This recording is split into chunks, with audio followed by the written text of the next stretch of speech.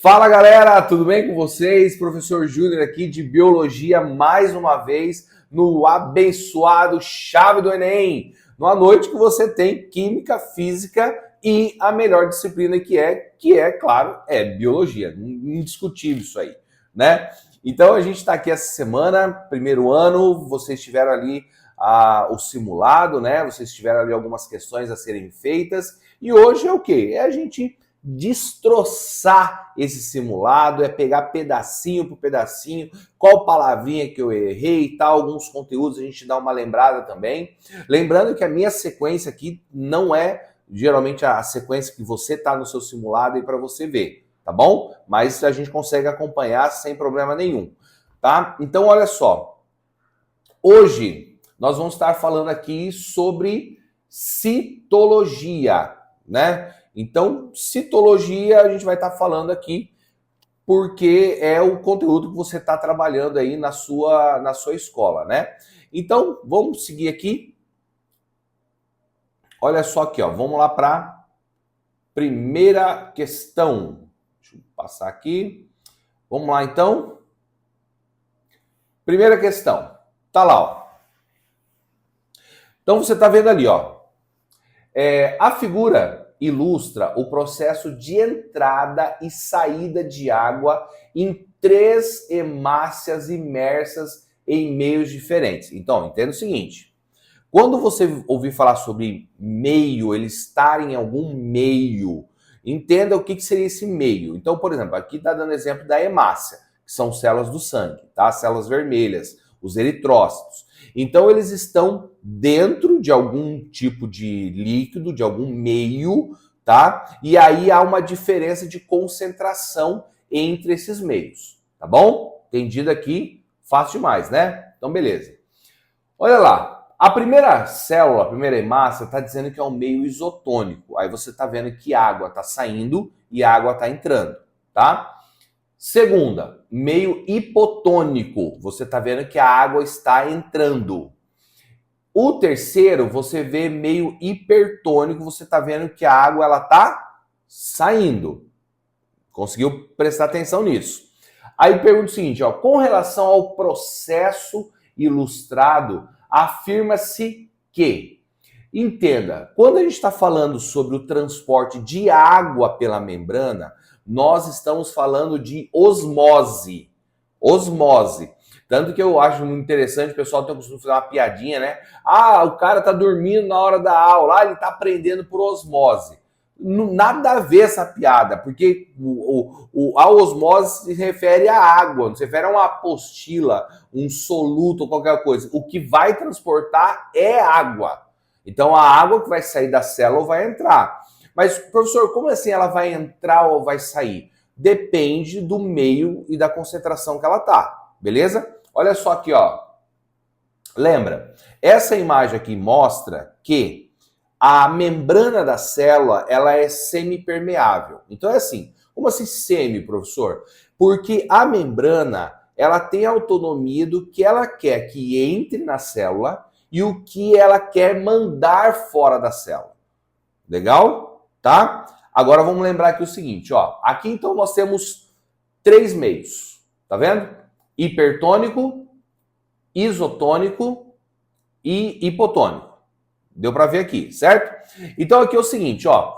Aqui tá esses meios aqui, tá? Então vamos prestar atenção e aí você vai olhar aqui embaixo, ó.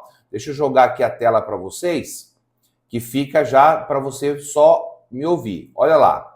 Olha só aqui, ó. A primeira aqui, então, você tem aqui as células murchando, tá vendo? As células murchando. Então, o que está acontecendo? A água está saindo. Por que a água está saindo daqui? O que aconteceu que a água está saindo daqui? Gente, o local tem maior concentração de soluto, certo?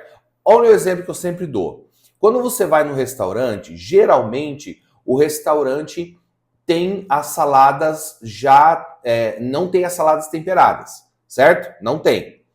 Se não tem salada temperada, por que isso tem a ver com a hemácia, com a biologia agora? Simples, galera.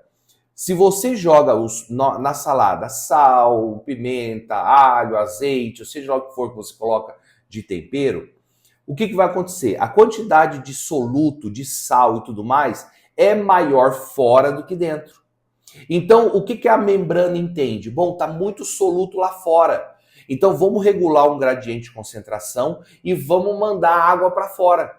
É por isso que você vai ver a célula ficando aqui, ó, murcha. Por quê? Porque ela está perdendo água para o meio. Então, ela está murchando, né? Você tem algumas saladas, por exemplo, tem uma salada de repolho chinês, que ela já é temperada. Quando você chega para comer, você percebe que o repolho não está duro, né? Então, por quê? Porque ele murchou, perdeu uma quantidade de água. Se você faz por exemplo, você chega e vai lá, faz com o seu... A sua mãe pega e pede para você, sua mãe, seu pai, sei lá, pede para você fazer uma salada de tomate para o almoço. Falta meia hora. Se você sabe de biologia, de meio hipertônico, você vai fazer o quê? Você vai pegar o tomate, vai cortar e deixar prontinho lá. Se você não sabe de biologia, não sabe de meio hipertônico, sabe o que você vai fazer? Você vai cortar, vai colocar o sal, o limão e o azeite. Quando for a família comer, tá lá nadando abraçada o tomate, entendeu? Então, a ideia não é essa, né? Então, isso que acontece. Professor, mas me joga na vida real. O que acontece? Gente, se você se alimenta de muito açúcar, se você se alimenta de muito sal, a tendência é de você acabar deixando o seu sistema cardiovascular, no caso, os vasos sanguíneos, com grande quantidade de soluto. Então, a tendência é de você ter uma desidratação, perder água, tá? E aí você percebe que tá indo muito ao banheiro e tal. Já ouviu falar, por exemplo, de pessoas que têm diabetes, que acabam indo muito ao banheiro? Por quê? Porque o sangue acaba tendo maior concentração de soluto, de glicose, e aí a pessoa desidrata, tem que estar o tempo todo indo ao banheiro, tá bom? Agora aqui, ó. E esse meio isotônico, professor, que está aqui no meio, ó. Deixa eu falar primeiro do hipotônico, tá? Esse aqui que vocês estão vendo na flecha do lado direito. Então, aqui já é diferente. O que acontece? A quantidade de água aqui é maior fora e os solutos são maiores dentro. Porque dentro da célula a gente tem carboidrato, a gente tem proteína, a gente tem lipídios. Então, o que a célula entende? Olha, está mais concentrado dentro. Então, vamos mandar a água para dentro. Aí, o que acontece? A célula fica túrgida, ou seja, ela fica cheia d'água. Aí, eu coloquei uma palavrinha aqui, que é uma palavrinha que não é tão usada, mas vai que cai, que é a palavra lisada. Ah, professor, porque ela fica lisa? Não.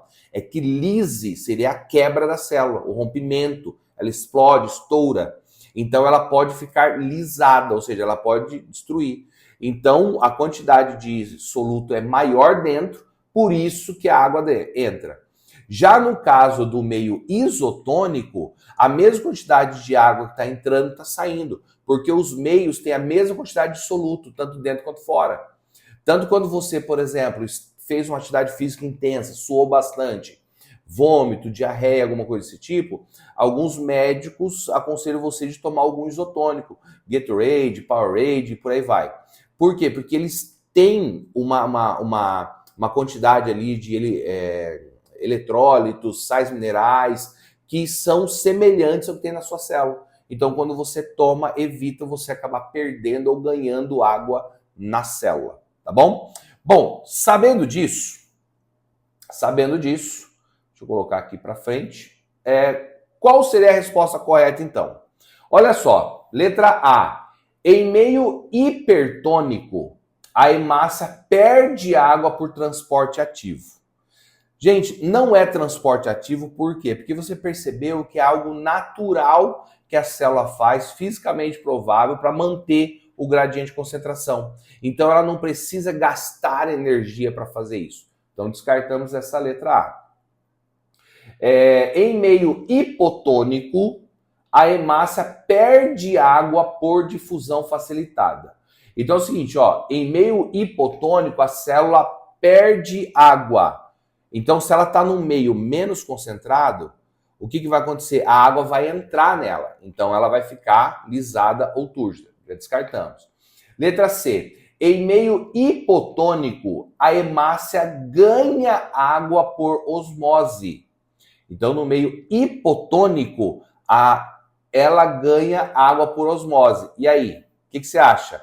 Claro, é a correta. Ela está no meio menos concentrado, vai entrar água para tentar regular o gradiente de concentração. Letra D. Em meio hipertônico, a hemácia perde água por difusão facilitada. Professor, mas isso aí não está certo? Hipertônico, ela não murcha.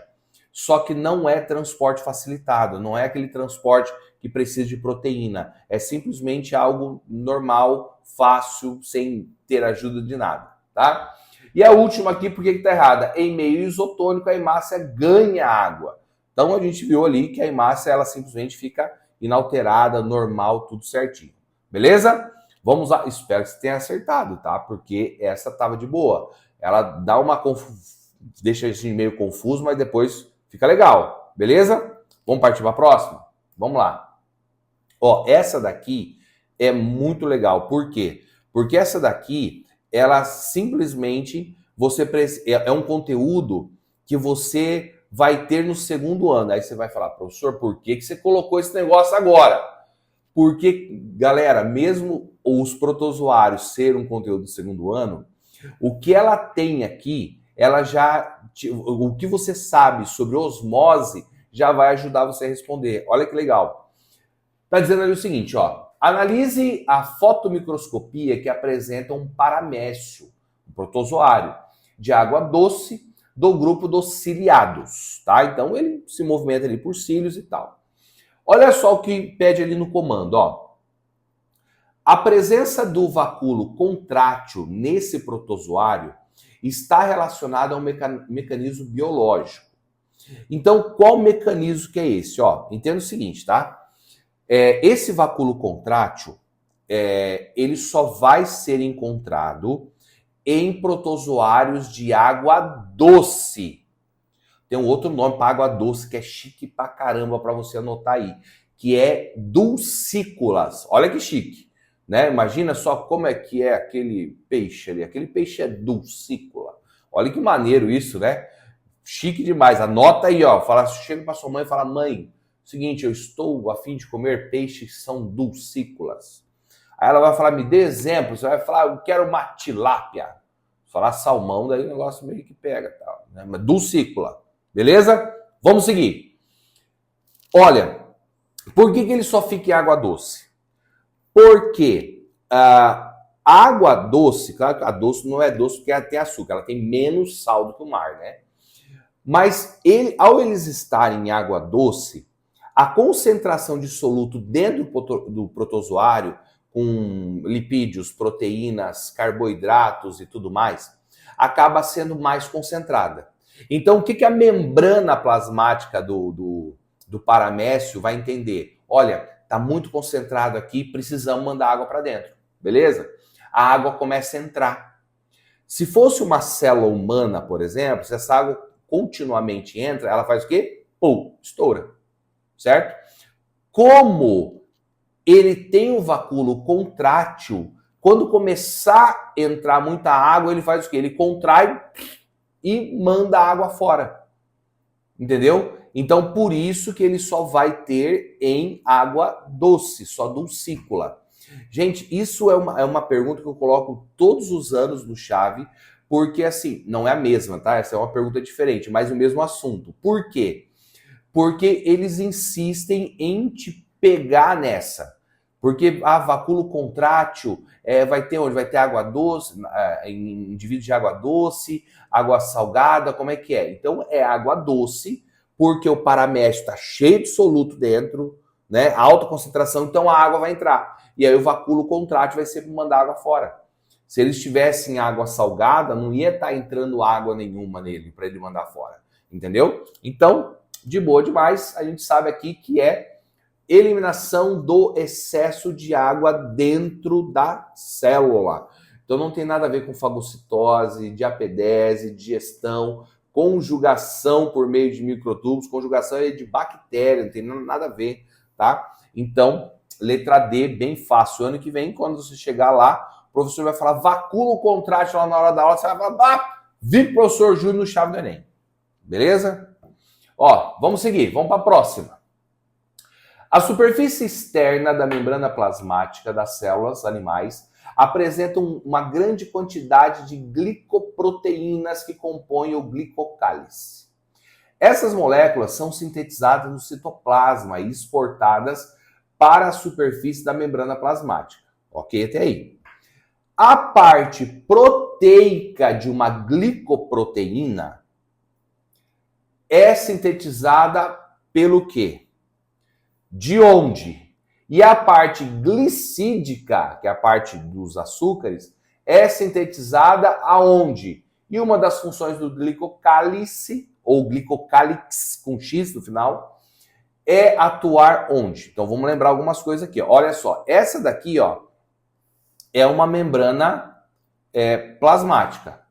Tá aí, um corte, tá? Aí você tá vendo aqui que tem proteínas integrais, periféricas. Olha só, proteína de canal. Quando falou lá de difusão facilitada, é por essas proteínas aqui, ó, que vai passar o soluto, tá bom? Aí aqui a gente tem proteínas em hélice, proteína globular, então tá todas as proteínas aqui. Aí a gente tem aqui, ó, glicoproteína.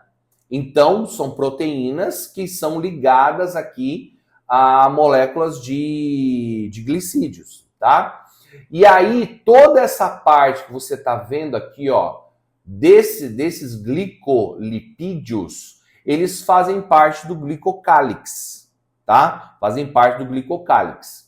Então, olha só, vamos ver aqui o que acontece. Esse daqui é a maior organela que tem dentro da célula, que é o retículo endoplasmático rugoso.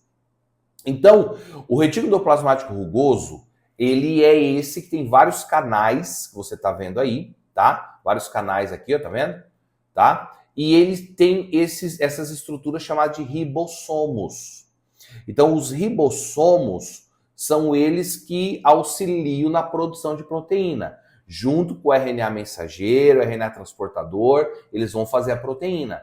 E essa proteína, então, ela é sintetizada no retículo endoplasmático rugoso, tá? Aí, ó, tá vendo lá vermelho lá no meião lá? Esse vermelhão no meio é o nucleolo, que é um núcleo dentro do núcleo. Ele é que produz o RNA ribossômico, que é esses grãozinhos aqui, ó. Por isso que ele é chamado de retículo endoplasmático rugoso ou granuloso, tá? Por causa desses ribossomos que estão aí, ok? Então é o seguinte, tá, professor, mas e aquele lá atrás que eu tô vendo, que é o retículo endoplasmático não granuloso, o retículo endoplasmático liso, né? O que ele faz? Ou agranular também você pode ver em prova. Gente, o retículo endoplasmático liso, ele tem uma função de produzir alguns tipos de colesteróis, né, que é um lipídio, alguns tipos de hormônios que são base de colesterol, tá? São hormônios, por exemplo, sexuais, né? E ela também, essa organela tem a função de detoxificação do organismo. Professor, mas detoxificação, como assim? Tem a ver com suco detox? Claro que não, porque suco detox não existe. Professor, eu comprei, claro que existe. Calma.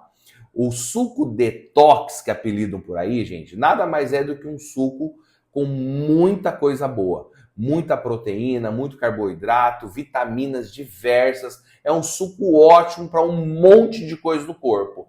Menos para detoxificar o corpo. Muita gente vende falando, não, ele vai tirar, vai fazer uma limpeza no seu corpo. Quem auxilia na limpeza do nosso corpo, transformar moléculas tóxicas em menos tóxicas e depois mandar para o rim, é o fígado. Então, o órgão fígado vai ter grande quantidade de retículo endoplasmático liso para fazer o que? A detoxificação. Então, o fígado saudável faz com que você tenha aí sim uma detoxificação. Então, os sucos, eles servem para outras coisas, mas não para detoxificar. Beleza? Vamos passar aqui, ó. Essa outra organela aqui, que as duas são bem ligadinhas juntas, que é o complexo de Golgi. O complexo de Golgi, ele vai pegar ali, além de produções glicídicas, que ele também vai fazer, porque a gente precisa ter os glicídios ali na membrana, então ele que faz essa produção também. Além disso, ele vai pegar proteína, ele vai destinar, levar através dessas vesículas de secreção as enzimas, essas enzimas elas vão metabolizar tudo. Aí essas vesículas elas podem ser lisossomos, peroxomos, dependendo do que ela precisa. Então a digestão dentro da célula vai ser utilizada dessas vesículas, tá? Então só para a gente poder lembrar disso aqui. Então vamos tentar responder aqui, ó, tá bom? Olha só, a parte lá em cima, a parte proteica de uma glicoproteína é sintetizada pelo quê? Então, a gente viu quem auxilia isso é os ribossomos. Os ribossomos mais RNA mensageiro, mais RNA transportador. Então, já descartamos aqui a letra A, descartamos a letra E, ok? Seguindo, é sintetizada pelos ribossomos Onde é que ficam os ribossomos? Retículo endoplasmático granuloso, granular ou rugoso. Então, nós já descartamos aqui quem?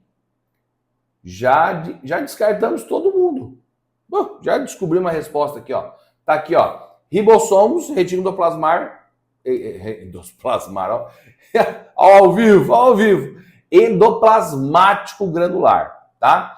Aí depois, ó, e a parte glicídica pelo complexo de Golgi, como acabei de falar, e a função do glicocálice de reconhecimento celular. Professor, eu não entendi essa história do glicocálice. Como assim ele vai ter um reconhecimento? Eu vi que o glicocálice, professor, são aquelas proteínas ali, aqueles glicídios ali e tal, né? Fica parecendo uns pelinhos, não são pelo, tá? São proteínas e glicídios, tá? Professor, para que serve? Como assim reconhecimento celular? Simples, gente. Quando uma célula entra no seu organismo, se ela não tiver um glicocálice igual ao seu, ela vai ser o quê? Um invasor. Então, pode ser uma bactéria, pode ser um vírus, pode ser um protozoário, pode ser um fungo, né? Pode ser um transplante, né? Se não é bem analisado, a pessoa recebe um transplante e esse glicocálice, ao chegar, ele não é reconhecido pelo corpo. Então, o que vai acontecer? O corpo começa a atacá-lo, né? Então, dá aquela rejeição do órgão que a gente ouve falar. O tipo sanguíneo, por exemplo. O tipo sanguíneo A, ele tem um glicocálice, diferente do tipo sanguíneo B. Então, se a pessoa é do tipo B, recebe sangue do tipo A, o que vai acontecer? Ao chegar lá, ela vai reconhecer esse glicocálice como um invasor, porque não é igual, tá bom? Então, esse é o reconhecimento celular. Ok? Vamos para a próxima? Tá aqui, ó. A figura representa o ciclo da leishmania, causadora da leishmaniose, tá bom? Essa leishmaniose, ela pode ser tanto tegumentar, que dá na pele, assim, como também visceral, que são feridas que dão lá no intestino também, tá bom? Então, é algo assim bem sério. Aqui tá todo o ciclo, tá? Você tá vendo aqui, né? Tem a fase ali da parte invertebrada, tem a parte em que eles vão, o mosquito flebotomínio, ele pica a pessoa e transmite essa infecção.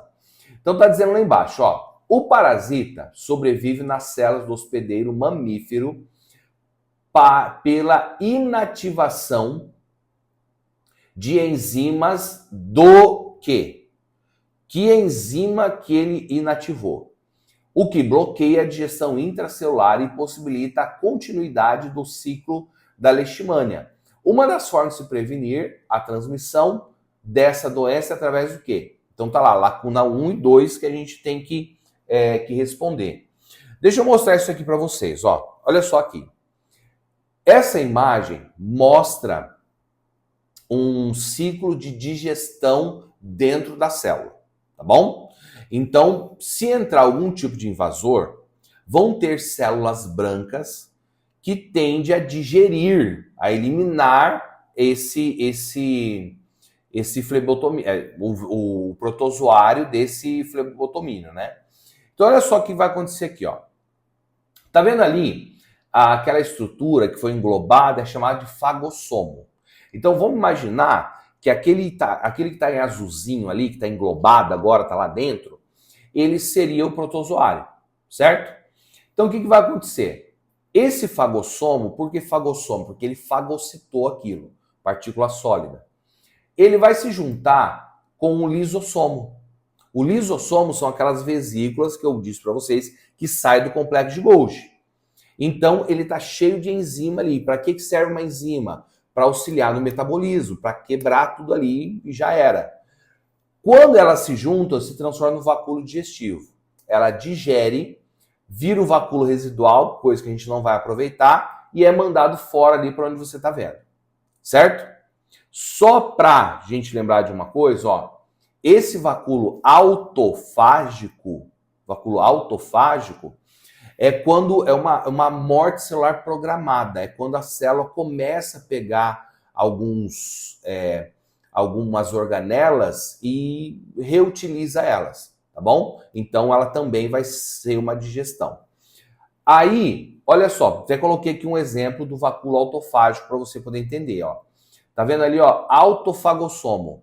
Aí você tem ali as enzimas, então a enzima vem, digere tudo que tá ali dentro, e aí só vira aquele vacúolo residual que você tá vendo ali na sua tela do lado direito, tá? Então vai ser eliminado. Então você viu o que acontece, que o lisossomo faz, que ele auxilia no metabolismo, na digestão, para poder eliminar, principalmente o que não é aproveitável. Então olha só, aqui, o que a gente entende? Quando esse protozoário ele entra no organismo, ele faz o quê? Ele tenta inativar as enzimas que vão destruí-lo, certo? Então, há necessidade de um tratamento para evitar esse tipo de coisa. Por quê? Porque você precisa ter os lisossomos atacando e destruindo ali. Beleza, então já respondemos a número 1. Olhar lá nas questões, ó, só pode ser a D ou pode ser a E, né? Não é isso? Beleza.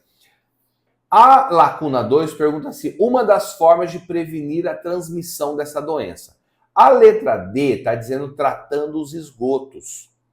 Só que não é a letra D, por quê? Porque a gente não está falando, por exemplo, aqui de Trypanosoma cruzi, por exemplo, né, que vai causar ali aquela vulgarmente chamada de barriga d'água, que você acaba pegando na água por algumas cercárias que entram. A gente não está falando de amebíase, né, que acaba entrando ali e você ingere com alguma coisa, uma água não tratada, não lavou direito a fruta, alguma coisa assim. Não. A gente está falando de uma transmissão por um vetor que é um mosquito, que é um flebótomo, que é um flebotomínio. Então, isso faz a gente saber que a utilização de repelente, a utilização de telas, né? Então, tudo isso evita você ter o contato direto com o flebotomínio. Gente, essa questão é uma questão muito cara de Enem demais. Por quê? Porque ela simplesmente está pedindo uma informação sua, que você saiba que é sobre os lisossomos, e como resolver essa problemática. Aí você vai me falar, professor, mas essa questão é do Enem, que eu já vi no Enem passado. Sim, chave do Enem, é do Enem, né? Mas para você entender que ele sempre vai querer, em algumas questões, que você tente dar uma solução para resolver algumas coisas. Interessante, beleza? Vamos seguir lá. Essa é a última. A imagem representa de forma simplificada um importante processo bioenergético de transformação de energia, presente em determinados sistemas vivos. Considerando as informações fornecidas pela ilustração e conhecimento correlacionado, é correto afirmar a respeito deste processo bioquímico o que ele é, esse processo bioquímico. Gente, claro que esse processo bioquímico, como você está vendo aqui na imagem, está acontecendo ali, ó, vindo luz, certo? tá liberando oxigênio, tá entrando água, tá entrando gás carbônico. Claro que isso daqui é uma fotossíntese, tá? Uma fotossíntese. E essa fotossíntese, ela acontece onde? Ela acontece nessa estrutura chamada de cloroplasto. E aí você tem essas estruturas aqui, ó, mais verdinhas aqui, ó, que são chamados de grão de, aqui é o grão de amido, são chamados de granum ou de grana. São os tilacoides, tá? Esses disquinhos verdinhos que você tá vendo aqui. Beleza? Aí olha só. Tem duas fases que acontecem para realizar a fotossíntese, tá? Eu vou ser bem sintético aqui para a gente não delongar muito, que a gente não tem outros profs para dar aula ainda, né? Então, olha só, a primeira fase, ela acontece exatamente nos tilacoides, nesses disquinhos verdinhos que você está vendo aqui, certo? Então, o que vai acontecer? A fase clara, entenda, a fase clara é quando você tem absorção de água, trazendo água e sais minerais, tá? E a luz.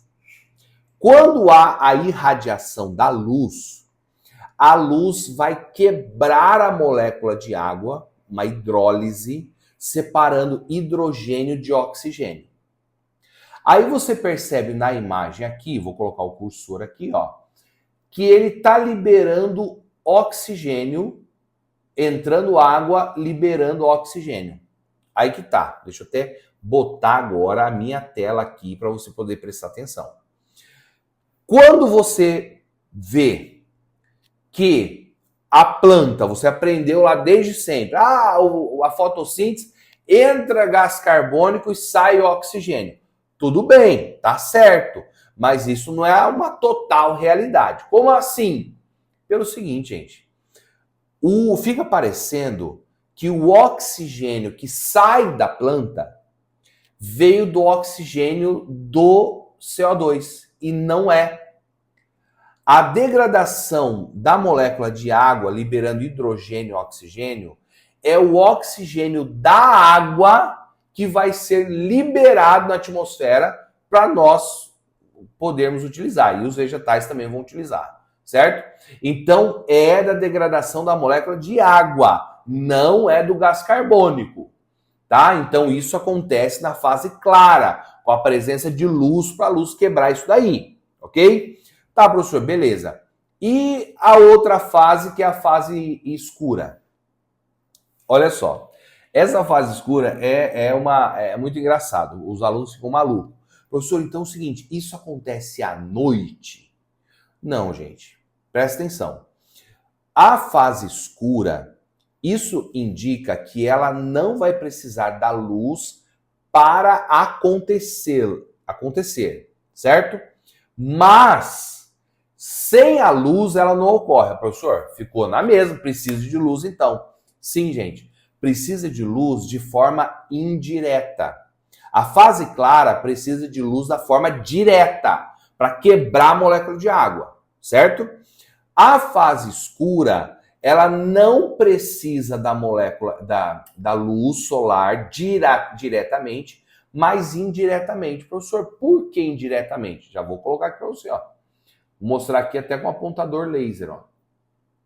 Tá aqui, ó. Olha só. Você tá vendo aqui que quando quebra a água, tá? Vai fazer o quê? Vai liberar, então, energia. E o hidrogênio, aqui, ó, o oxigênio sai, né? A gente já viu isso. E o hidrogênio vai para essa molécula transportadora que é o NADP. E aí ele recebe o NADPH, que ele recebe um H para transportar para fora dos tilacoides ali, onde vai acontecer a fase escura. Então, professor, beleza. Então, o que vai acontecer, então, com esse hidrogênio? Aí que tá a sacada. Esse hidrogênio, olha só o que está entrando aqui, ó. CO2, gás carbônico. Você sabe que entra gás carbônico, é isso? Quando juntar o gás carbônico com o hidrogênio, você vai formar o C6H12O6, que é a molécula de, glicose.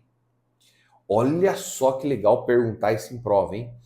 Peraí, o gás carbônico, ele serve como matéria-prima para quê? Aí muita gente vai achar, é para o oxigênio. Não. Serve para compor as moléculas de glicose. Depois vão poder se transformar em amido e tudo mais. Deu para entender? Gás carbônico mais o hidrogênio da água, que foi carregado pelo NADPH. NADP virou NADPH. É para produção de glicose. A fase escura, ela necessita indiretamente da luz, porque a luz quebra a molécula de água, libera o hidrogênio para poder formar os açúcares que estão ali sendo realizados. Por isso que a planta é autotrófica. Por quê? Porque ela produz a sua própria fonte de energia, que são seus próprios carboidratos. Tá bom? Beleza? Deixa eu tirar aqui o apontador. Ah, tá. Isso, tirei o apontador. Ok. Vai dar para seguir.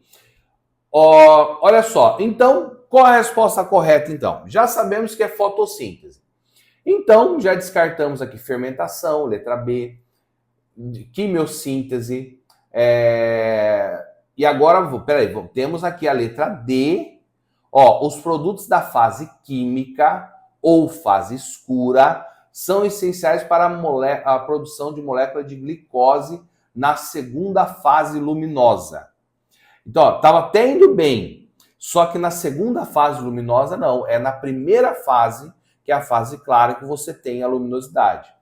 A letra E, pode ser também a letra E, professor. Durante a fotossíntese, a molécula de oxigênio é produzida a partir da oxidação do gás carbônico.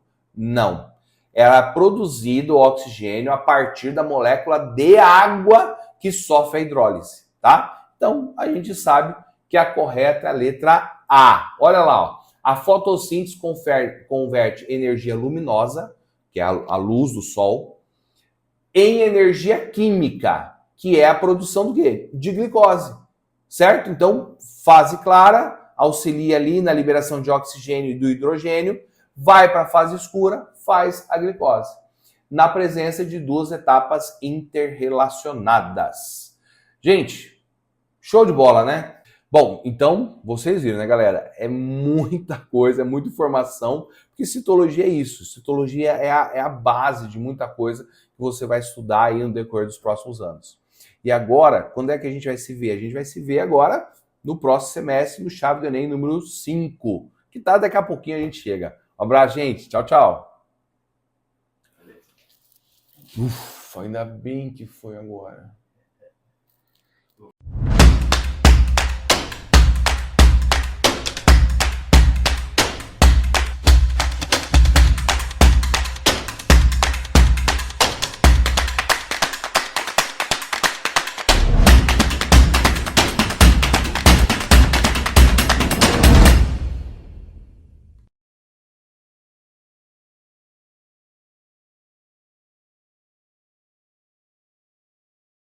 Fala galera, que bom nós estarmos juntos mais uma vez. E aí, você está preparado? Preparada para o nosso encontro de hoje?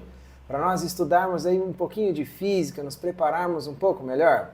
Já separou a sua pipoca? Já separou o seu suco? Já está confortável aí? Então vamos lá, hoje a gente tem bastante coisa para discutir. Um conteúdo que às vezes as pessoas têm um pouquinho de dificuldade de assimilar os conceitos, mas que é um conteúdo bastante tranquilo dentro aí da nossa sequência de estudos da cinemática, tá bom? Então vem comigo, vamos lá que hoje nós vamos juntos e nós vamos estudar um pouquinho de movimento circular, ok? Movimentos circulares, como você já sabe, são aqueles movimentos que eles acontecem com uma trajetória circular. Até aqui nós estudamos movimentos de várias classes, movimentos principalmente retilíneos. Quando a gente estudou lá movimento uniforme, movimento uniformemente variado, a primeira aplicação que foi feita para eles foi a ideia de trajetórias retilíneas. Mas essas trajetórias também podem ser de outros tipos, e você conseguiu visualizar isso, por exemplo, nos lançamentos oblíquos e nos lançamentos horizontais. Além de que, o movimento uniforme e o movimento uniformemente variado não precisam necessariamente ter uma trajetória retilínea. Eles podem ter trajetórias curvas também, trajetórias que não acontecem em linha reta. E um caso específico e particular onde isso acontece são essas trajetórias circulares, onde a trajetória ela é exatamente uma circunferência, ou pelo menos um pedaço de uma circunferência. É sobre esse tipo de movimentos que nós vamos conversar hoje, ok? Então vamos lá para a nossa primeira questão de hoje. Antes de nós iniciarmos a nossa discussão aqui, as nossas resoluções, entretanto, você já lembrou de postar aquela foto e marcar o Chave do Enem lá no Instagram? Ainda não? Interage com a gente nas redes sociais, vai ser muito legal encontrar vocês por lá, tá bom? Estamos esperando lá a sua interação conosco.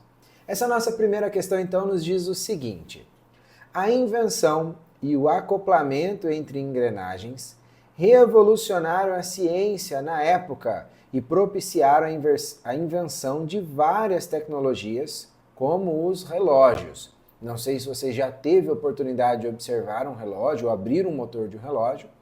Hoje em dia, nós temos muitos relógios digitais, não é? A gente talvez perde um pouco essa ideia do funcionamento dos relógios analógicos.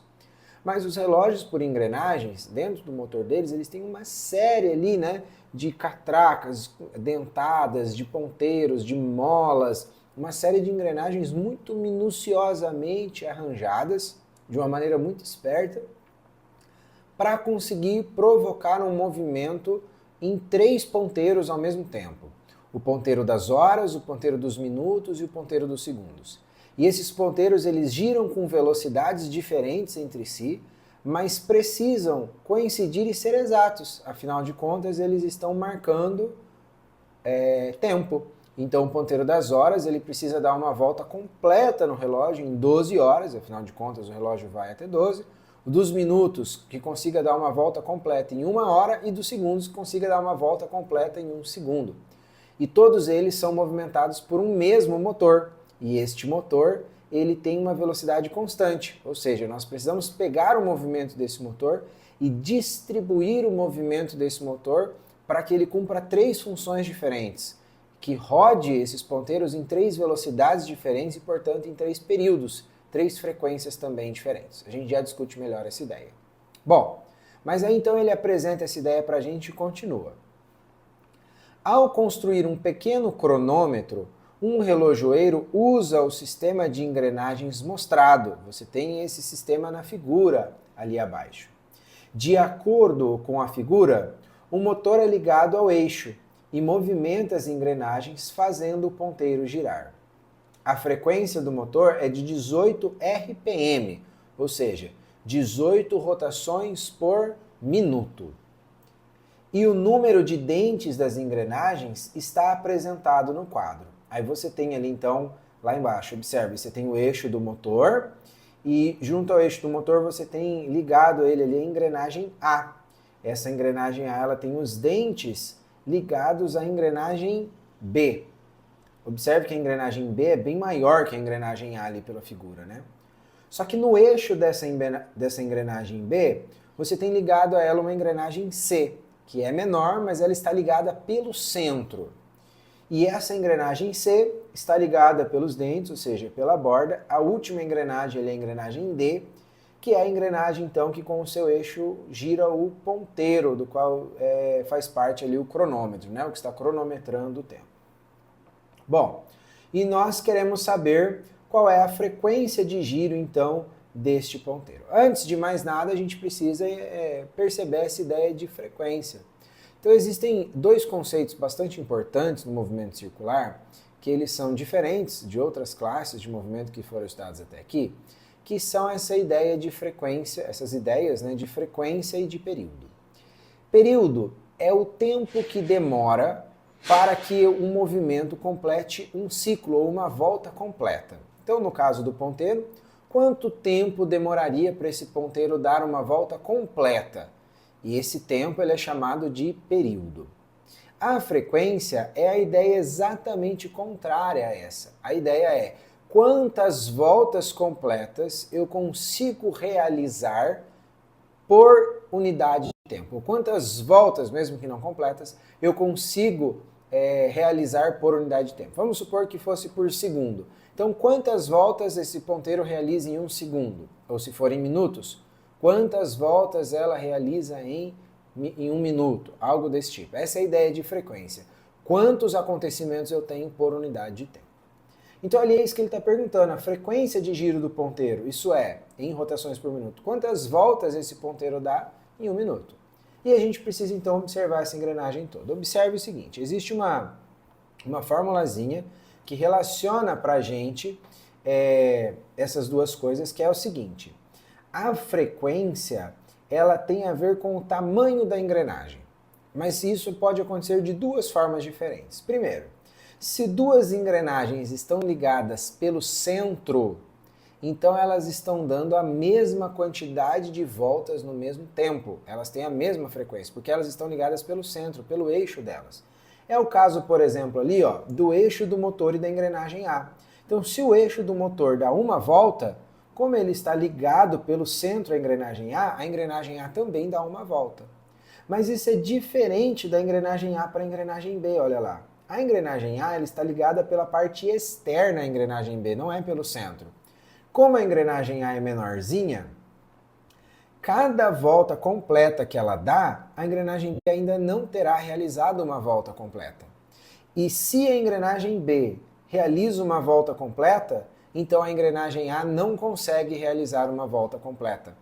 Por quê? Porque elas têm tamanhos diferentes. A engrenagem B é maior do que ela. A engrenagem A realiza mais voltas do que a B, para conseguir compensar essa diferença de tamanho.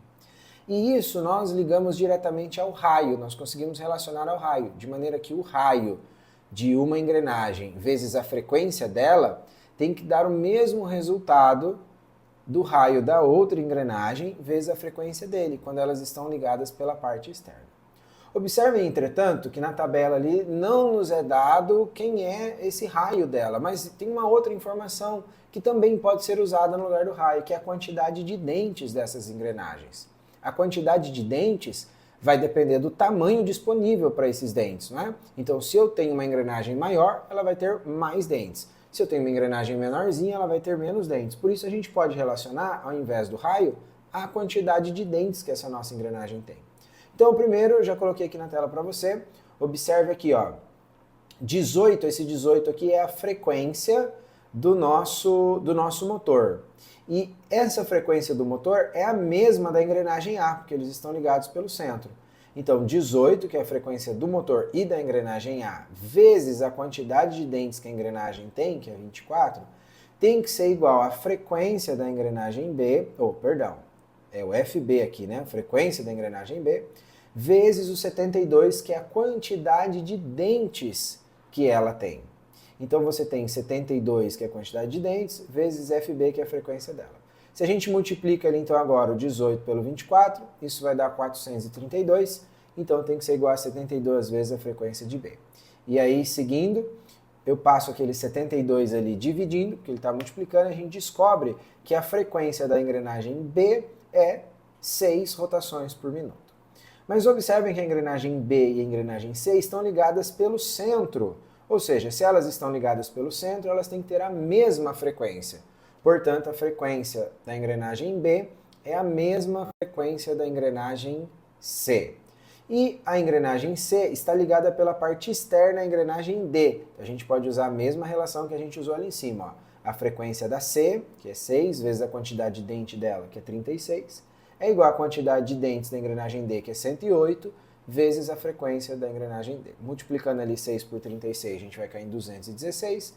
O 108 passa dividindo, e quando ele passa dividindo, nós temos então o valor que a frequência da engrenagem D é 2 rotações por minuto.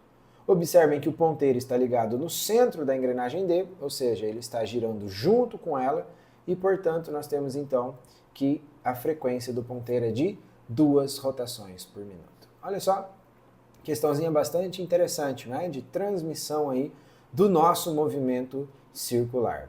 As contas são bem simples, apenas contas de vezes e de dividir, mas aí a gente precisa estar atento ao que realmente está acontecendo, né? A teoria por trás ali dessa transmissão de movimentos circulares. Beleza? Muito bem, parabéns para você que acertou aqui, que veio comigo na letra B, 2 rotações por minuto. Nós vamos então agora para a nossa próxima questão de hoje. Vamos lá. temos aqui agora uma questão a respeito de velocidade nesses movimentos circulares. Vamos ver? Dada a máquina de lavar, com abertura superior para a colocação da roupa, tem capacidade de 16 kg e centrifugação de 720 rotações por minuto. Considere um ponto preso à superfície do tambor da máquina, localizada a 50 centímetros do eixo de rotação, e considere o valor de π igual a 3. Então a velocidade linear em metros por segundo deste ponto vale? Pois bem, nos movimentos circulares, nós podemos ter dois tipos de velocidade. A velocidade linear, que é aquela velocidade com a qual o objeto, aquilo que está realizando o movimento circular, de fato está se deslocando. Então, é aquela velocidade que nós já estamos acostumados a medir em metro por segundo, a quilômetros por hora, né? Isso é a velocidade linear, é a velocidade com a qual ele realmente está passando as posições dele. Entretanto, existe um segundo tipo de velocidade, que é a velocidade angular. Quando nós temos um movimento circular, se nós imaginarmos a trajetória como uma circunferência, conforme o objeto anda, ele vai percorrendo um certo ângulo nessa circunferência. E a velocidade de abertura desse ângulo é chamada de velocidade angular. Neste caso aqui, não é sobre isso que ele está perguntando. Ele está perguntando sobre a velocidade linear. E para a velocidade linear, nós temos a seguinte fórmula. Velocidade linear é igual a 2π vezes raio vezes frequência. Essa formulazinha que você está vendo aí, na realidade, ela não é diferente daquela que você estudou lá no movimento uniforme. Velocidade é igual a ΔS sobre ΔT. Só que aqui, o nosso ΔS e o nosso ΔT, eles estão rearranjados para uma circunferência, para uma trajetória circular. Por isso que aparece ali 2πr vezes f. Observe que 2πr, ele nada mais é do que o comprimento de uma circunferência, o tamanho de uma circunferência. E f, a frequência, ela é o inverso do período, ou seja, é o inverso do tempo que demorou. É como se você estivesse multiplicando pelo inverso do tempo. Então é a mesma forma. Mas aqui neste caso é só a gente substituir as informações, nós não temos muito segredo. Bom, exceto que, observe que ele pede para a gente a velocidade em metros por segundo. E as nossas informações no enunciado estão diferentes. Nós temos 720 rotações por minuto, que é um problema, porque nós queremos em segundo isso, a nossa resposta ela está em segundos. E nós temos 50 centímetros de raio ali dessa rotação. O que também não é interessante para a gente, porque nós queremos em metros por segundo. Então, primeiro de tudo, vamos converter aí as unidades de medida. 720 rotações por minuto, se nós queremos saber em segundos, como um minuto tem 60 segundos, basta dividirmos por 60, e 720 dividido por 60, nós chegamos em 12 Hz, ok? Hertz é a mesma coisa que rotação por segundo. Esta é a medida do Sistema Internacional de Unidades para a Frequência. E aí a gente pode vir substituindo aqui na nossa fórmula, então. Velocidade é igual a U2, que é da fórmula. Π, o enunciado pediu para a gente usar o valor 3. O raio da trajetória, observe que ele diz ali que esse ponto está a 50 centímetros do eixo de rotação. Coloquei esse valor ali em metros, então 0,5 metros, vezes a frequência, que é de 12 Hz. Bom, 2 vezes 3 dá 6, 0,5 vezes 12 também dá 6, e 6 vezes 6, nós chegamos à marca aí de 36 metros por segundo desse nosso ponto que está rodando aí na centrífuga, ok? Velocidade linear dele. Olha só, a questãozinha bem tranquila também de resolver, 4 passinhos e a gente conseguiu resolver tudo, né? Muito bacana essa aqui, o que nos prepara então para nós irmos para a nossa próxima. Próxima questão também bastante interessante, ainda sobre o mesmo assunto, velocidades lineares. Olha lá. A prática esportiva de pular corda vem conquistando muitos adeptos e se tornando uma modalidade de competição. Numa prova de velocidade, um atleta consegue dar 105 saltos em 30 segundos. Considerando que o ponto da corda que passa sob os pés e acima da cabeça do praticante descreve uma trajetória circular de raio igual a 90 centímetros, qual é a velocidade escalar desse ponto da corda? Então, nós queremos saber qual é a velocidade escalar, né, a velocidade linear, ali do pontinho, da extremidade da corda que o indivíduo está aí pulando, ok? Então, vamos lá, vamos dar uma olhada aí qual é essa velocidade. A fórmula é para a gente a mesma, 2π vezes raio vezes frequência. Só que aqui nós temos um detalhe. Veja, ele entregou o raio para a gente, só que ele não entregou para a gente a frequência dessa vez. Então nós queremos achar a velocidade, mas nós temos um segundo problema com a fórmula, que é nós não temos a frequência. Para nós irmos atrás dessa frequência, entretanto, não é difícil, porque já que frequência é quantidade de voltas que eu consigo entregar por unidade de tempo, então é só eu dividir. Ele disse ali pra gente que ele deu 105 saltos em 30 segundos. Então se eu divido uma coisa pela outra, eu chego na nossa frequência, né? Número de voltas dividido pelo tempo. Então ficamos ali com 105 dividido por 30, e 105 dividido por 30 nos leva a um valor de 3,5 Hz. Então agora que nós já temos a nossa frequência, fica mais tranquilo, fica mais fácil da gente fazer aqui os nossos cálculos, ok? De fazermos os nossos cálculos. Então vamos lá, substituindo ali agora, π vale 3, o 2 já é da fórmula, raio, de novo, está em 90 centímetros, mas nós queremos em metro, então 0,9, vezes a frequência que é 3,5. E quando a gente multiplica 2 vezes 3 vezes 0,9 vezes 3,5, nós chegamos ao valor de 18,9 metros por segundo, ok? Bem tranquilo essa daqui também, não é? Olha só, a maior dificuldade aqui talvez seja conseguir encontrar aí essa nossa frequência, né? Enxergar que estava faltando essa frequência. Mas nada também de outro mundo, né? Bem tranquilo, as informações já estavam bastante explícitas ali no enunciado para a gente conseguir resolver a questão. Beleza?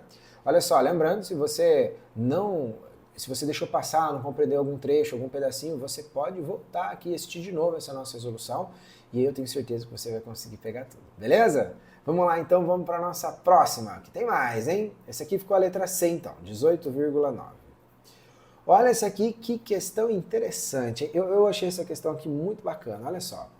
O móvel, ao realizar um movimento circular uniforme em uma pista de raio igual a 6 metros, percorre entre os tempos 2 segundos e 5 segundos a distância de 108 metros. Qual é o período em segundos desse movimento? Então olha só, ele disse pra gente que ele está no movimento circular uniforme.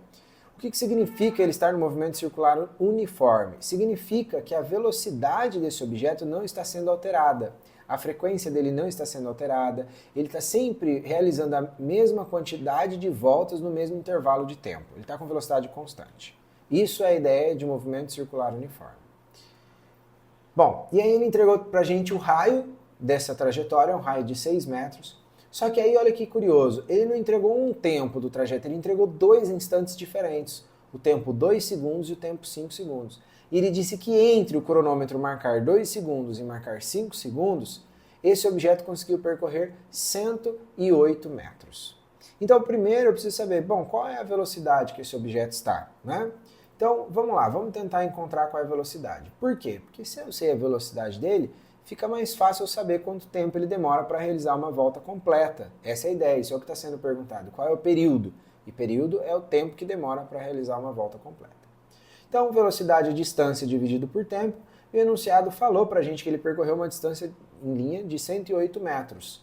E que o tempo que ele demorou foi entre o cronômetro marcar 2 e 5 segundos. Ou seja, a gente faz o tempo final menos o tempo inicial, 5 menos 2. 5 menos 2 é 3, e quando a gente divide então agora aqui 108 por 3, nós chegamos ao valor de 36 metros por segundo. Essa é a velocidade então do nosso objeto. Bom, então agora nós temos algumas opções aqui para resolver.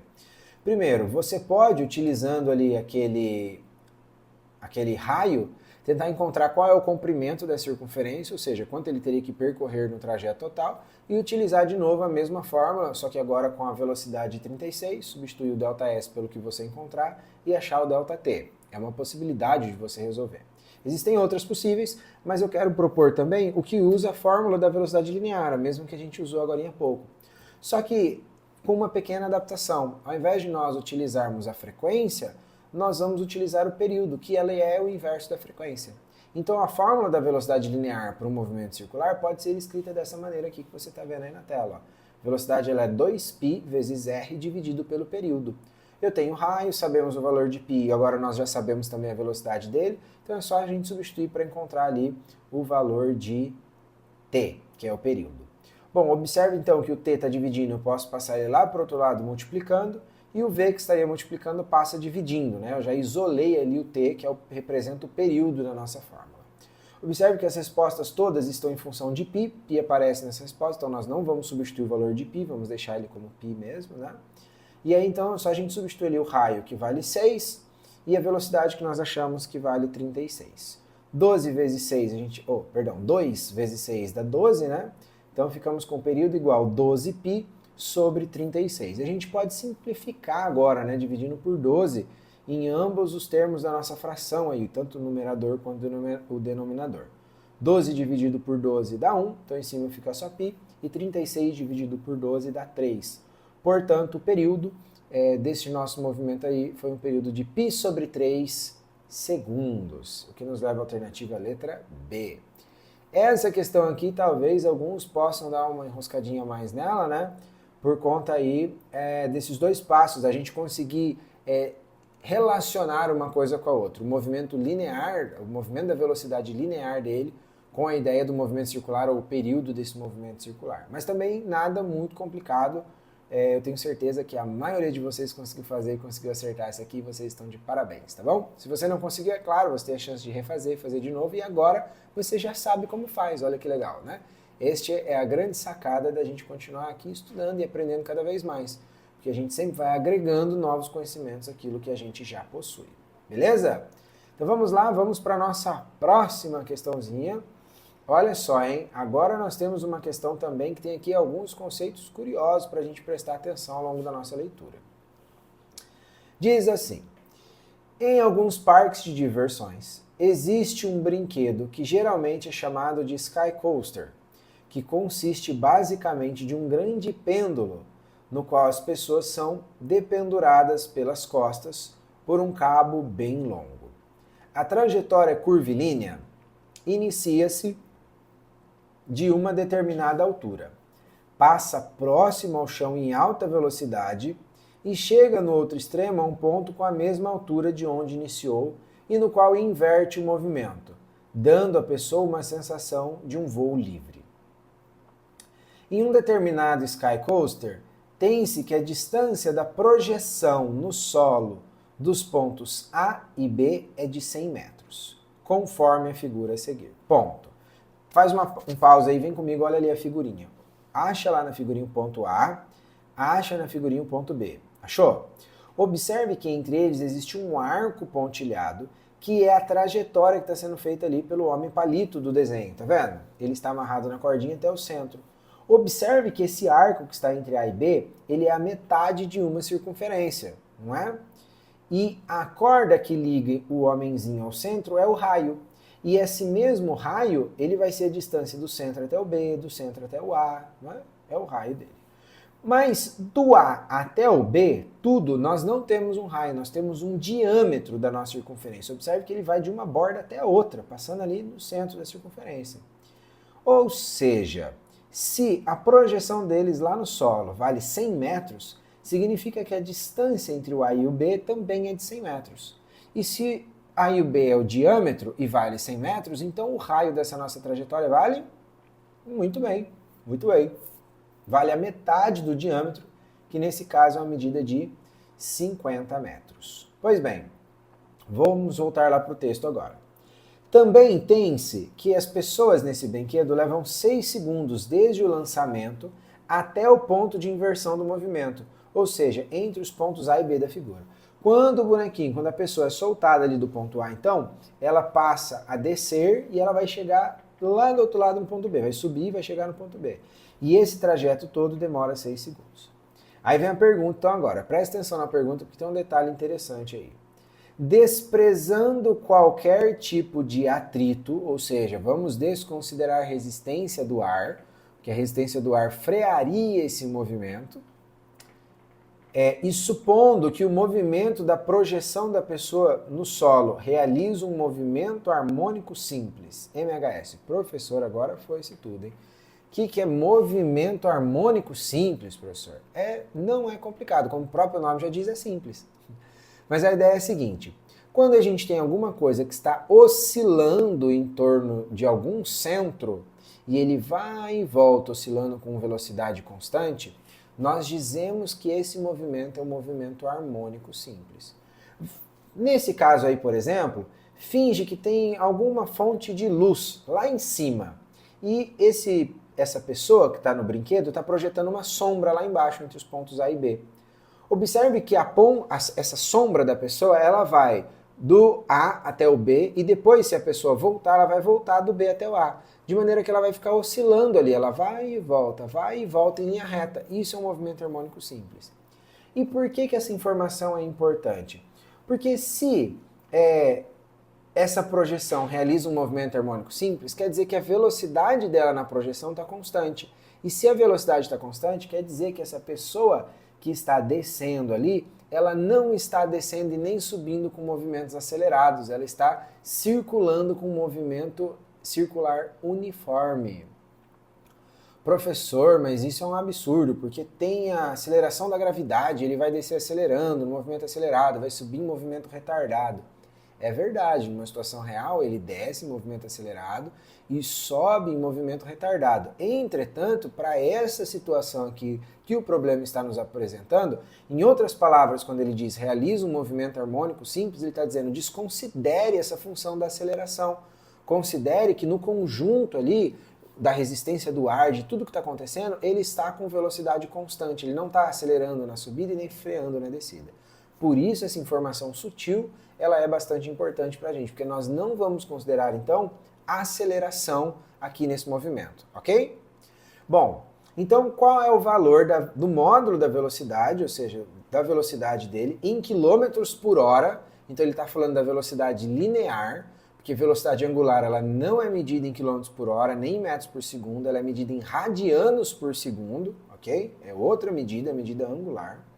Então a velocidade linear que nós queremos, com que os usuários desse brinquedo passam no ponto mais baixo da trajetória. Bom, então vamos lá, vamos dar uma olhada aí no que ele quer saber da gente, né? Vamos lá.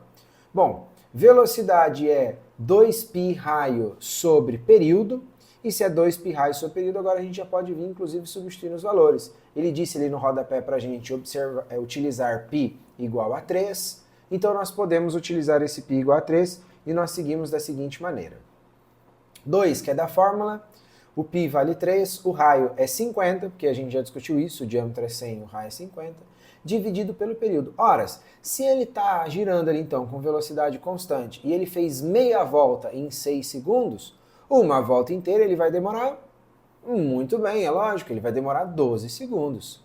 Então agora a gente substitui ali o t por 12 e finaliza a nossa continha. 2 vezes 3, 6, 6 vezes 50, 300, e 300 dividido por 12, 25. Ah, professor, não tem essa alternativa? Não, tem sim, professor. Mas o senhor já deixou marcada outra ali. Por que está 90? Ah, olha só a atenção que a gente tem que ter, hein? Observe, o nosso raio estava em que medida? Metros. E o tempo estava em quê? Segundos. Então essa nossa velocidade, ela saiu em 25 metros por segundo. Se você for correndo e marcar lá a letra A 25, você vai errar a questão. Mas professor, não é 25? Não, olha lá o que está escrito no enunciado.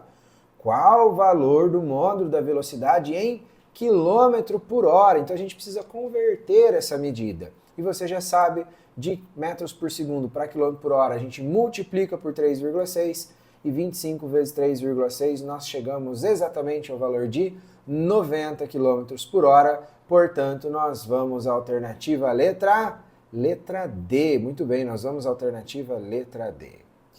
Eu gostaria de dizer para você que foi uma alegria imensa passar esse semestre aqui contigo. Nós podemos conversar mais um pouco, discutir mais um pouco e irmos aprendendo juntos aqui no meu, no seu, no nosso Chave do Enem. Eu quero já convidar você para descansar bastante nas férias, mas ficar ligado e preparado porque logo, logo no próximo semestre tem mais. A gente volta com muito conteúdo, muita coisa bacana e muito aprendizado para você se sentir cada vez mais preparado para arrasar nas suas avaliações por aí. Beleza? Um grande abraço, eu vou ficando por aqui. Tchau e até a próxima!